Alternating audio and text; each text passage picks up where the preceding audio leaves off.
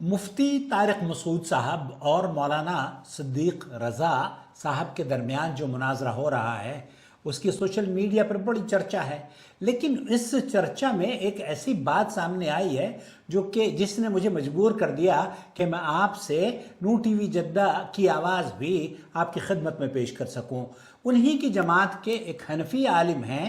عمیر، غالباً مفتی عمیر ان کا نام ہے۔ انہوں نے ایک عجیب و غریب مشورہ دیا ہے مفتی طارق مسعود صاحب کو۔ وہ یہ کہتے ہیں کہ آپ اکیلے مت جائیے گا، آپ کو شاید مفتی صاحب وہ نا اہل یا انہیں یہ خدشہ ہو گیا ہے کہ مفتی طارق مسعود صاحب قرآن و سنت کے سامنے اپنے مذہبی مکتب فکر کی صحیح طور پر ترجمانی یا اس کا دفاع یا دفاع مسلک ابو حنیفہ نہیں کر پائیں گے۔ ان کی آواز کیا ہے؟ دیکھیے، اس میں تو کسی قسم کا کوئی شک نہیں ہے، یہ تو مسلمہ اصول ہے، ہاں، لکل فن رجال، لکل فن رجال، اللہ تعالیٰ نے افراد کو پیدا کیا، یہاں افراد کو پیدا کیا، اور انہوں نے یہ بھی مشورہ دیا ہے کہ آپ آگے سنتے ہیں انہوں نے کیا کہا ہے، مثال بھی ہے، مشہور ہے، مشہور کیا ہے؟ جس کا کام اسی کو ساجے۔ اچھا، جس کا کام اسی کو ساجے۔ اب حنفیوں کے اندر بھی اس تشویش نے اصل میں جنم لیا ہے، کیونکہ مفتی طارق مسعود صاحب کے بارے میں مفتی طارق مسعود صاحب دراصل ماضی میں کچھ چیزوں میں تو انہوں نے تقلیدی ذہنیت کو چھوڑ کر قرآن و سنت کی رائے کو ترجیح دی ہے، اور اسی وجہ سے شاید مجھے یہ خدشہ لگ رہا ہے کہ ان کو اور دوسرے حنفی بھائیوں کو اس بات کا تھوڑا سا ڈر ہو گیا ہے کہ مفتی طارق مسعود صاحب اگر مذہب امام ابو حنیفہ یا حنفی مذہب کی ترجمانی کرنے کے لیے مولانا صدیق رضا کے سامنے اگر گئے تو شاید یہ حق نہیں ادا کر پائیں گے۔ آج سوشل میڈیا پر جس مناظرے کا سب سے بڑا چرچا ہے اور جس کا بہت بے چینی سے انتظار کیا جا رہا ہے، وہ کسی سیاسی یا شخصی مسئلے پر نہیں ہے، بلکہ ایک ایسے شرعی مسئلے پر ہے جس سے لاکھوں خاندانوں کی زندگیاں وابستہ ہیں۔ موضوع یہ ہے کہ ایک مجلس کی 3 طلاقیں آیا 3 ہوتی ہیں یا 1۔ یہ صرف 2 علماء کے درمیان علمی گفتگو نہیں، بلکہ یہ ایک سوال کا جواب تلاش کرنے کی کوشش ہے کہ کیا امت کو وہی دین بتایا جائے جو اللہ تعالیٰ نے قرآن کریم میں نازل فرمایا اور رسول اکرم صلی اللہ علیہ وسلم نے اپنی سنت سے واضح کیا، اور محدثین نے ان احادیث کو جمع کر کے صحیحین اور دیگر کتابوں میں آپ کی اور ہماری خدمت میں پیش کر دیا۔ یا پھر ایسے مسائل میں صرف فقہی آراء کو آخری فیصلہ سمجھ لیا جائے تو فیصلہ قرآن و سنت سے ہوگا یا صرف تقلیدی ذہنیت سے؟ دنیا کا ایک بہت بڑا علمی طبقہ آج اس بات کا داعی ہے کہ اختلافی مسائل میں اصل مرجع قرآن و سنت ہونا چاہیے۔ اہل حدیث کا منہج بھی یہی ہے کہ اگر صحیح اور صریح دلیل قرآن و سنت سے موجود ہو تو اسی کی پیروی کی جائے گی، خواہ وہ کسی بھی فقہی رائے کے موافق ہو یا مخالف، کیونکہ اللہ تعالیٰ کا ارشاد ہے فَإِن تَنَازَعْتُمْ فِي شَيْءٍ فَرُدُّوهُ إِلَى اللَّهِ وَالرَّسُولِ۔ پھر اگر تم کسی چیز میں اختلاف کرو تو اسے اللہ اور اس کے رسول کی طرف لوٹا دو۔ اسی لیے اس مناظرے کی اہمیت غیر معمولی ہے۔ یہ کسی شخصیت کی جیت یا ہار کا مسئلہ نہیں ہے، بلکہ اس بات کا مسئلہ ہونا چاہیے کہ قرآن و سنت کی بالادستی کیا قائم رہ پاتی ہے یا نہیں۔ قرآن و سنت کی روشنی میں راجح بات کیا ہے؟ جیسا کہ اللہ تعالیٰ قرآن کریم میں فرماتا ہے اتبعوا ما انزل الیکم من ربکم ولا تتبعوا من دونہ اولیاء، تم اس کی پیروی کرو جو تمہارے رب کی طرف سے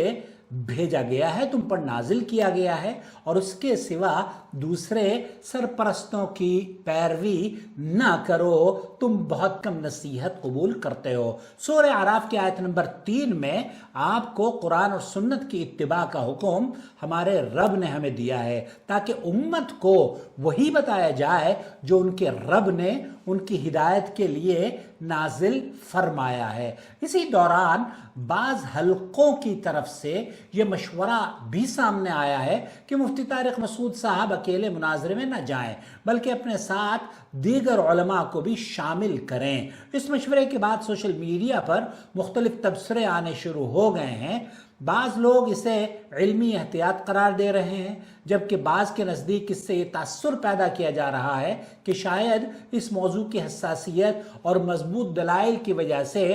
اضافی علمی معاونت ضروری سمجھی جا رہی ہے۔ بہرحال اس کا حتمی فیصلہ تو نیتوں پر نہیں بلکہ خود مناظرے میں پیش ہونے والے دلائل سے ہوگا، اور شاید لوگوں کو یہ بھی شک ہو کہ چونکہ قرآن و سنت جب قرآن و سنت پیش کی جاتی ہے، ہو سکتا ہے کہ مفتی طارق مسعود صاحب قرآن و سنت کے دلائل جس انداز میں پیش کیے جائیں گے انہیں قبول کر لیں، اور یہ پھر ہار اور جیت، حنفی مذہب کی ہار اور اہل حدیث کی جیت کا ایک منظر نہ پیش کر دے۔ حالانکہ ایسا اگر ہوتا ہے، اللہ کرے کہ قرآن و سنت کی بالادستی قائم رہے، تو ہم کسی کو ہرا کر ہماری جماعت کبھی بھی یہ نہیں کہے گی کہ جناب ہم نے فلانے شخص کو ہرا دیا ہے، بلکہ اصل مقصد ہمارے جو چینل پر ہے، نو ٹی وی کے ذریعے بھی ہمیں دنیا بھر سے طلاق کے ہزاروں سوالات ہمارے سامنے پیش کیے جاتے ہیں۔ ہماری کوشش یہ ہوتی ہے کہ ہر مسئلے کا جواب قرآن و سنت اور صحیح احادیث اور سلف صالحین کے صحیح فہم کی روشنی میں پیش کیا جائے، نہ کہ صرف مسلکی وابستگی کی بنیاد پر۔ اس سے قطع نظر کہ کہنے والا کون ہے اور کیا کہہ رہا ہے، ذاتی طور پر بھی اس موضوع پر مختلف اہل علم کی تحقیقات سے استفادہ کرنے کا ہم سب کو موقع ملتا رہتا ہے، جن میں مولانا صدیق رضا صاحب کی گفتگو بھی شامل ہے۔ ابھی جو انہوں نے جواب دیا ہے مفتی طارق مسعود صاحب کو، ان میں دو ٹوک انہوں نے ایک ایسی بات کہی ہے جو کہ قرآن و سنت کی بالکل عین مطابق ہے۔ جب آپ طلاق دے رہے ہیں تو محترم آپ اسی طلاق کے پیریڈ میں یا اسی طلاق کی عدت میں دوسری اگر طلاق دیتے ہیں تو بھائی میرے ایک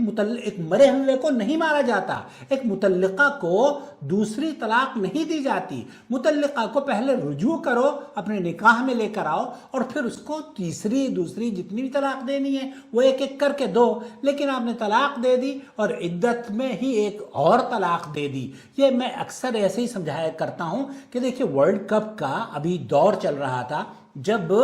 گول کیپر گول کھا لیتا ہے یا بال گول کے اندر چلی جاتی ہے تو گول بال جو ہے وہ اٹھا کر ریفری سینٹر میں لاتا ہے، اور سینٹر سے پھر گیم کا نئے سرے سے آغاز کیا جاتا ہے۔ حالانکہ بعض کیسز میں یہ بھی دیکھا گیا ہے کہ فٹ بال پلیئر نے بال پر شاٹ مارتا ہے اور وہ گول کے اندر چلی جاتی ہے اور پھر باہر آ جاتی ہے، تو پھر یہ جو فٹ بال پلیئر ہے یہ ایک اور شاٹ اس پر مار دیتا ہے اور وہ پھر دوبارہ سے بال گول کے اندر چلی جاتی ہے، نیٹ کے اندر چلی جاتی ہے۔ تو جو دوسری بال ہٹ کے باوجود اور اسی پلیئر کے باوجود، اسی ٹیم کے ممبر کے مارنے کے باوجود وہ دوبارہ نیٹ بھی کراس کر رہی ہے، گول کے اندر بھی جا رہی ہے، نیٹ کے اندر بھی جا رہی ہے، لیکن وہاں پر اس کو ریفری گول تسلیم نہیں کرتا۔ کیوں تسلیم نہیں کرتا؟ کیونکہ وہ اصول کے خلاف ہے۔ اس بال کو، یہ جو ورلڈ کپ کا فٹ بال میچ ہم نے دیکھا ہے، اس بال کو جب تک کہ سینٹر میں لا کر اس کا گیم دوبارہ سے شروع نہیں کیا جائے گا تب تک کہ اس کو گول کو آپ کتنی ہی مرتبہ بال گول میں ڈال دیجئے وہ تسلیم نہیں کی جائے گی۔ یہی بالکل ایسے ہی میں سمجھایا کرتا ہوں اپنے کلائنٹ سے کہ آپ نے جب طلاق دی ہے تو وہ آپ کی متعلقہ ہو گئی ہے نا، متعلقہ سے رجوع کرتے ہیں، متعلقہ سے رجوع کیا جاتا ہے، متعلقہ کو طلاق نہیں دی جاتی۔ اور یہی جب آپ کسی مدرسے میں اگر آپ مفتی صاحب کام کرتے ہیں، اگر آپ کو مدرسے والے اللہ نہ کرے ٹرمینیٹ کر دیں، ایک نوٹس آپ کو دے دیں، تو وہ نوٹس دینے کی وجہ سے آپ فائر ہو گئے۔ ایک نوٹس آج دیا ہے مدرسے نے آپ کو اور ایک نوٹس کل دے دیا، تو جو کل نوٹس ملے گا آپ کو اس کی کوئی ویلیو نہیں ہے، کیونکہ آپ تو پہلے ہی ٹرمینیٹ کر چکے ہیں نا۔ تو ٹرمینیشن کے بعد پہلے آپ اپنے امپلائی کو یا کسی بھی آدمی کو اپنا امپلائی تو ہائر کریں، اس کے بعد اسے ٹرمینیٹ کریں، تو پھر بات سمجھ میں آتی ہے کہ ہاں دوسرے نوٹس کی کوئی ویلیو ہے۔ لیکن یہاں طلاق پر طلاق، طلاق پر طلاق، اور پھر نتیجہ حلالے کی چھری سے عورتوں کو ذبح کروایا جاتا ہے اور انہیں زناکاری کا دروازہ غیر شعوری طور پر ان کے لیے کھول دیا جاتا ہے۔ تو اس لیے اس مناظرے کا بہت شدت سے انتظار ہے پوری دنیا کو۔ میری دعا ہے کہ اگر یہ مناظرہ ہوتا ہے تو اس کا مقصد کسی فرد یا کسی جماعت کی فتح نہیں ہونی چاہیے، بلکہ حق کا ظہور ہونا چاہیے۔ جو بات قرآن و سنت سے ثابت ہو مسلمان اسی کو قبول کریں، کیونکہ کامیابی کسی امام،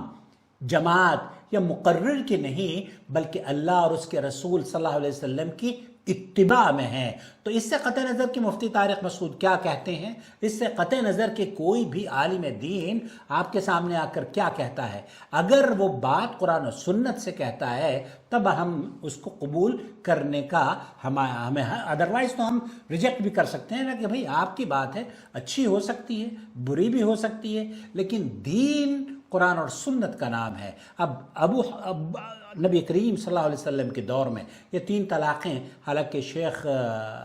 اس سلسلے میں تفصیلی گفتگو کریں گے مناظرے میں، لیکن صحیح مسلم کی روایت بالکل واضح ہے۔ اور مجھے امید ہے اگر آپ ہمارے چینل سے اپنی طلاق کے مسئلے پر رہنمائی حاصل کرنا چاہتے ہیں تو ہم آپ کو چارج کرتے ہیں، فری میں وقت نہیں دیتا، اور اسی لیے میں آپ کو یقین سے کہہ سکتا ہوں کہ 100% جتنی بھی طلاقیں انڈیا پاکستان میں ہوتی ہیں نا، وہ تو ایسے طہر میں دی جاتی ہیں طلاقیں کہ وہ بدعی طلاق ہے اور انہیں طلاق قبول کیا بھی نہیں جانا چاہیے۔ تو بہرحال اگر یہ مناظرہ ہوتا ہے، اللہ کرے کہ یہ مناظرہ ہو اور قرآن و سنت کی جیت ہو، نہ کہ مذہبی تعصب اور فقہ کے فلانے امام کی جو نمائندگی کر رہے ہیں ان کی، بہرحال ہمیں کسی بھی امام سے ان کا احترام ہم ضرور کرتے ہیں، ان کی آراء سے اپنے قرآن و سنت کے منہج کو روشن ضرور کرتے ہیں، لیکن دین ان کی آراء اور ان کے مذہب کا نام نہیں ہے۔ کیوں؟ کیونکہ ان سے، ان مذاہب کے مرتب ہونے سے پہلے بھی لوگ قرآن و سنت کو فالو کیا کرتے تھے، ان کا کوئی مذہب نہیں تھا، وہ صرف دین اسلام کے حامل تھے۔ امام ابو حنیفہ رحمۃ اللہ علیہ، خود امام ابو حنیفہ رحمۃ اللہ علیہ کا مذہب کیا تھا؟ اگر آپ یہ کہیں کہ وہ حنفی تھے تو پھر آپ اپنا علاج کروا لیجئے۔ ان کے والد محترم کا مذہب یا ان کی امی محترمہ کا مذہب کیا تھا؟ ان کا مذہب یا تابعین کا مذہب یا صحابہ کا مذہب کیا تھا؟ وہ قرآن و سنت کو ماننے والے تھے نا۔ تو یہ مناظرہ اگر قرآن و سنت کی بالادستی کے لیے کیا جا رہا ہے تو ہونا بھی یہی چاہیے، اور ہم اس کا پرزور تائید کرتے ہیں کہ ہونا چاہیے۔ اور یہ مناظرہ بس کسی کی ہار جیت کا نہیں، لوگوں کو صحیح رہنمائی فراہم کرنے کا ہوگا انشاءاللہ تعالی۔ اور آپ دیکھیں گے کہ قرآن و سنت سے جڑنے والے اور وہ عورتیں جو کہ مفتی طارق مسعود صاحب کو پسند نہیں کرتی، اگر وہ حق کو تسلیم کر لیتے ہیں تو مفتی طارق مسعود صاحب شکست نہیں ہوگی آپ کی۔ آپ اگر قرآن و سنت کو تسلیم کر لیں گے تو جیت ہوگی، اور اس جیت کے آپ اہل ہوئے تو پیش کی مبارکباد ہماری قبول فرما لیجئے۔ یہ جیت ان کی نہیں ہوگی، یہ جیت آپ کی ہوگی اگر قرآن و سنت آپ تسلیم کر لیتے ہیں۔ اپنا بہت خیال رکھیں۔ والسلام علیکم ورحمۃ اللہ وبرکاتہ۔